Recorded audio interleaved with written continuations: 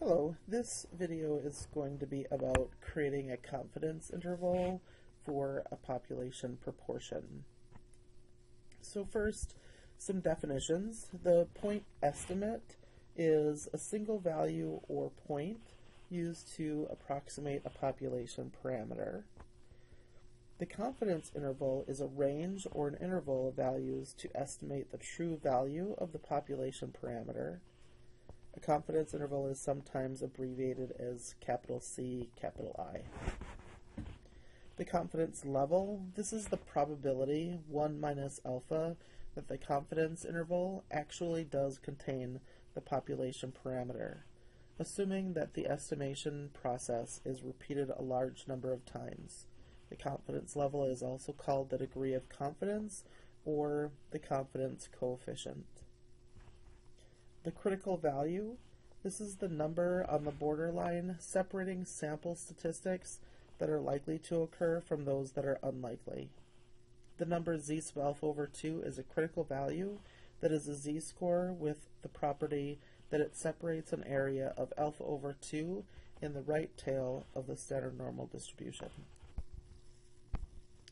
So here are the sort of typical confidence levels that we usually use. So 90, 95, and 99. 95 is the most common, and I think all of my examples used 95. But just be aware that we could also want a 90% confidence interval, or you could be asked to produce a 99% confidence interval as well. And the value of alpha is here, so that is 0.1 for a 90% confidence interval, 0.05 for a 95% confidence interval, or 0.01 for a 99% confidence interval. The critical value, or z sub alpha over 2, so this is the value on the standard normal curve. And for a 90% confidence interval, we would use 1.645. For a 95% confidence interval, we would use 1.96. And for a 99% confidence interval, we would use the value 2.575. So here is the list of the most common ones. And here's just a diagram of a standard normal curve. So our mean is 0 on a standard normal distribution, and this is our z sub alpha value, z sub alpha over 2 value right here. So this area and this area is alpha if you add them together. So this area by itself is alpha over 2. This area by itself is alpha over 2.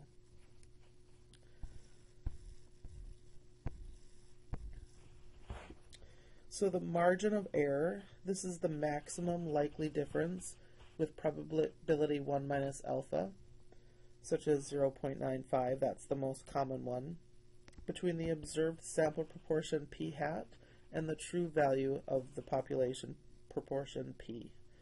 The margin of error E is also called the maximum error of the estimate and can be found by multiplying the critical value and the standard deviation of a sample proportion. So here is your formula for your error, and we're going to calculate the error, and then we subtract it from p hat, and then we add it to p hat to get the limits on our confidence interval.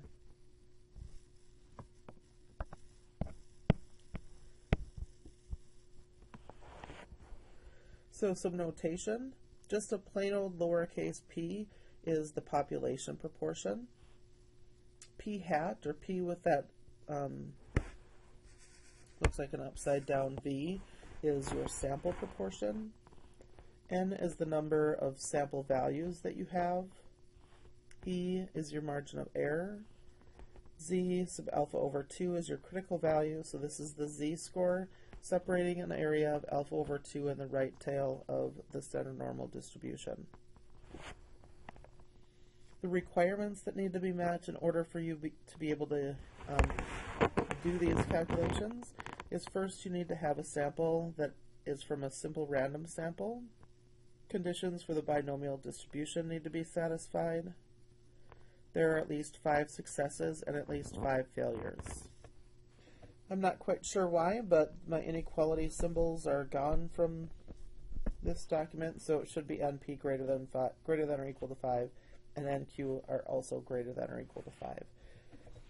Most of the times, at least when you're doing a sample proportion, these conditions are going to be met. I don't think that we've ever seen a problem where these conditions were not met. So these aren't necessarily super important. There will be some occasions when the conditions will be somewhat important, and we'll look at some examples of other confidence intervals where you will need to make sure that you're checking some of these requirements. But in this case, the requirements really aren't all that important. Most of the times, these things will be met, and there won't be a case when they won't be. So to find the confidence interval estimate of P, you take P hat minus E and P hat plus E. And here is the formula for E. E is Z sub alpha over 2 times the square root of P hat times Q hat divided by N.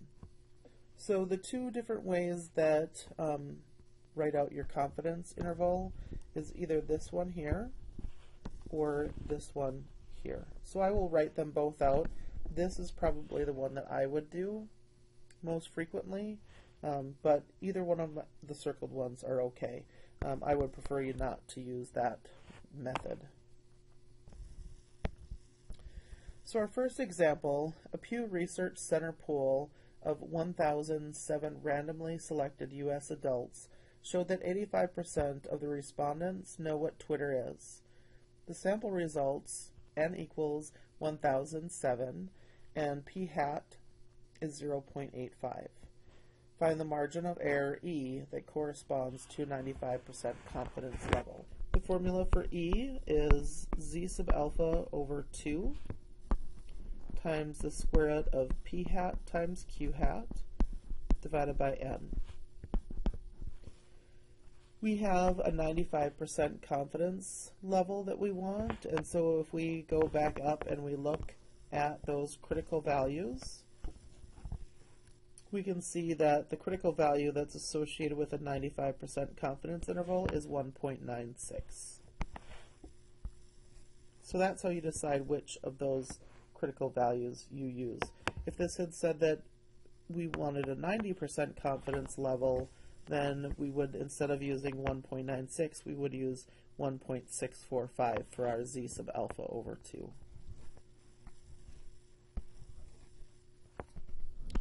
So we want 1.96 because of our 95% confidence level.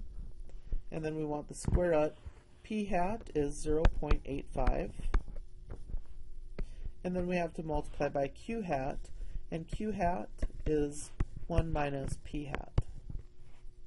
So that's 1 minus 0.85, which is 0.15.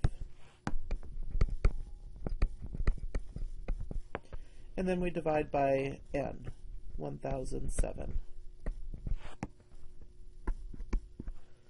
So get out your calculators. You want to type in, let's do this over on the side, 1.96 times, and most calculators should have a square root symbol in there. So square root, and I like to put my numerator in parentheses.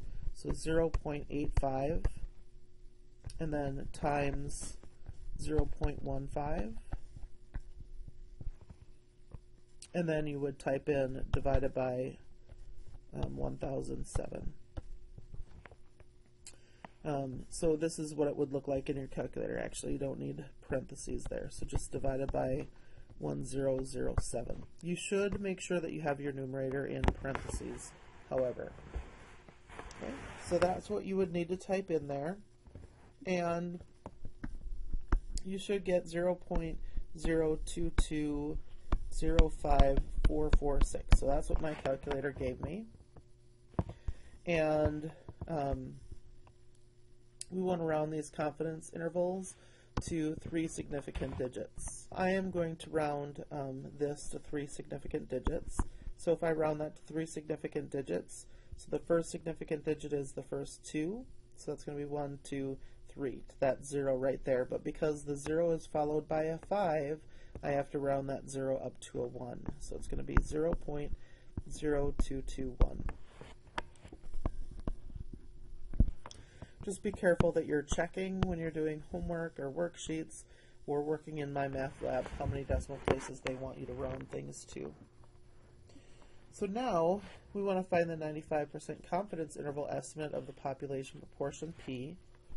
To do that, we're going to take our P hat and subtract the error, and we're also going to take P hat and add the error. So P hat was 0.85, and then we're going to subtract our error, 0.0221, and then also add the error.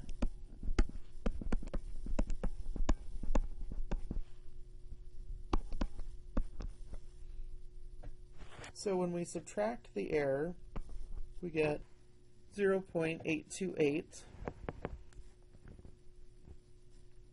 And when we add the error, we get 0.872. Two ways that you can write this would be 0.828, comma 0.872. Or you could write it in using interval notation. So this is interval notation. You could do it with inequalities. So 0.828 is less than P is less than 0.872. So what this is saying is that we are 95% sure that the true population proportion is between these two numbers, between 0.828 and 0.872. So based on the results, can we safely conclude that more than 75% of adults know what Twitter is? The answer here is yes. So this confidence interval is saying that 82.8, that the true population proportion, the true percentage of people that, of adults that know what Twitter is between 82.8% and 87.2%. So yes, and how do we know that? We know that because 0.75 is not in our confidence interval.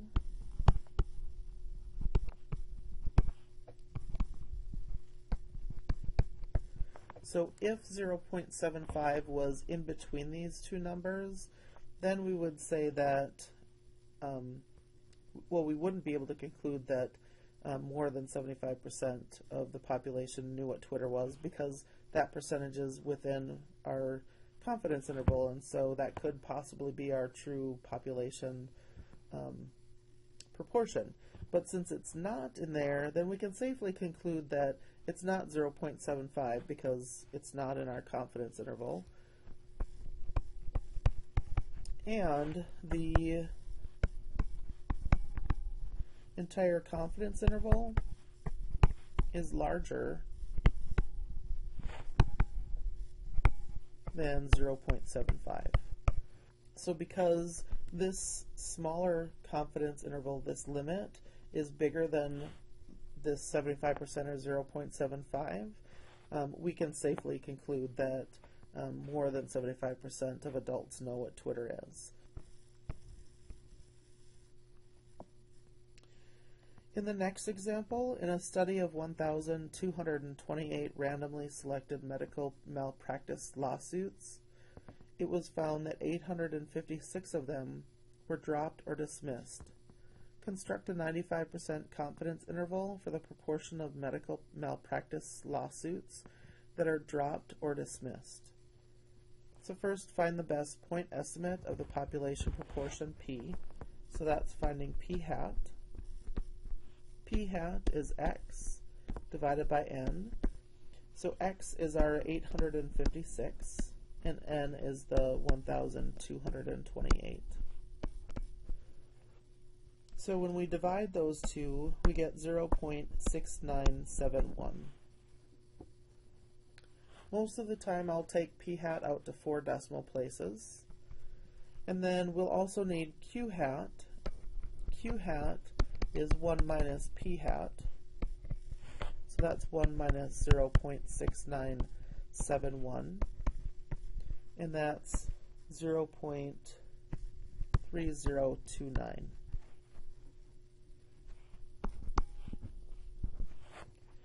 Just make sure when you're doing things on MyMathLab that you double check how many decimal places they want. Same with if you're doing a worksheet or taking an exam. For part B, we want to identify the values of the margin of error, or that's calculating E. So E is equal to z sub alpha over 2 times the square root of p hat q hat divided by n. So again, z sub alpha over 2 for a 95% confidence interval is 1.96. P hat was 0.6971. Q hat is 0.3029. And then we divide by n, which is 1,228. So type that into your calculator. Again, it's going to be 1.96 times, and your calculator should have a square root button on it. And underneath your square root, you want 0.6971 times 0.3029, and I would make sure to put that in parentheses, and then divide it by 1,228. So when you enter that into your calculator, you should get 0.0257. Now we can construct our confidence interval. So we're going to take p hat minus our error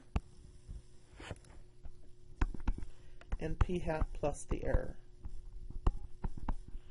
P hat was 0.6971 and their error was 0.0257.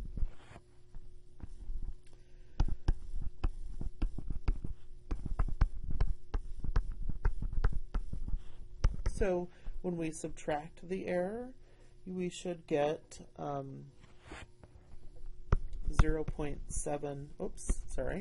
6714. And when we add the error, we should get 0.7228.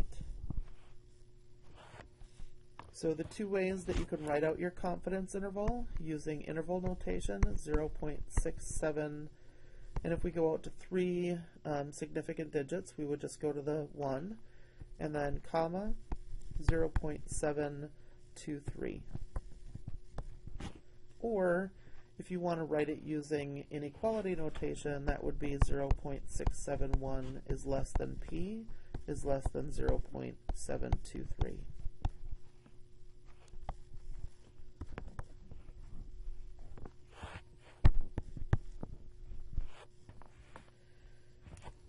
And then write a statement that correctly interprets the confidence interval. So we can be 95% sure that the true population proportion is between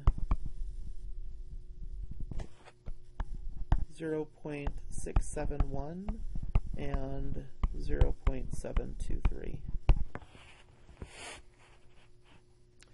So if you do happen to have a graphing calculator, you can find confidence intervals on your graphing calculator. So the graphing calculator that I have is a TI-84. So the first thing that you're going to want to do in order to find a confidence interval using a TI-84 is push the stat key.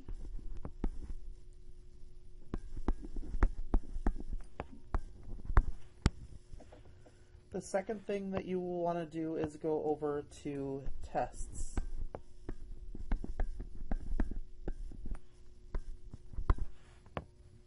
And then from there, for a proportion like this, you want to scroll down to quite a ways down there.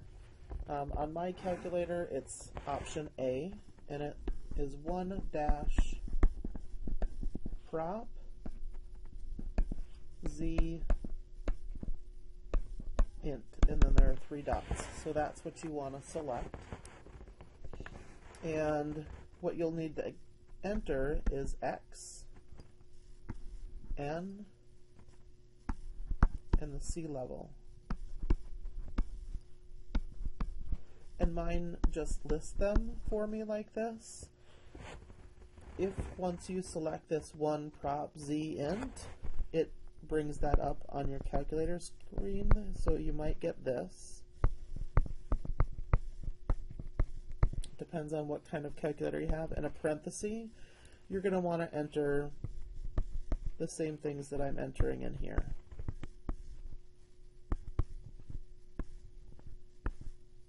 For x, for this last example that we just did, x was 856. The value of n was 1,228, and our confidence level was 0.95. So if you want to do a 90% confidence interval, you would enter in 0.90. And then we want to press calculate, and it gives me the confidence interval, 0.671, comma 0.72. It's 72277, but if we do it to 3 decimal places, it would be 0.723. So also be aware that a lot of times I do things using tables when I'm making up solutions for things, and so if I have an answer provided for you, it will most likely be a table answer. And once in a while, when you do things on your calculators, you get slightly different answers. So when I'm grading them, I will have both answers available. I'll try to remember to put both the table answers and the calculator answers on solutions when I'm posting them online for you, but I might forget. If you have a question about any of that, just make sure that you ask me about that. So one other thing before we're done with this video, and that's that in this first example, we do have the value of n. It's 1007, but they don't give us the value x. They give us p hat instead. So they gave us that p hat was equal to 0.85 or 85%. You need to go back through and calculate what x is if you want to do it on your calculator.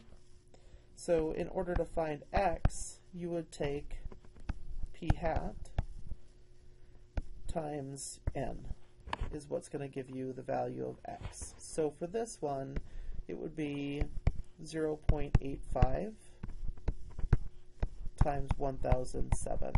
I get 855.95. And so you would want to round that up to 856. Okay, so that is it for this video. If you have any questions, let me know, and I hope you're having a wonderful day. Thanks.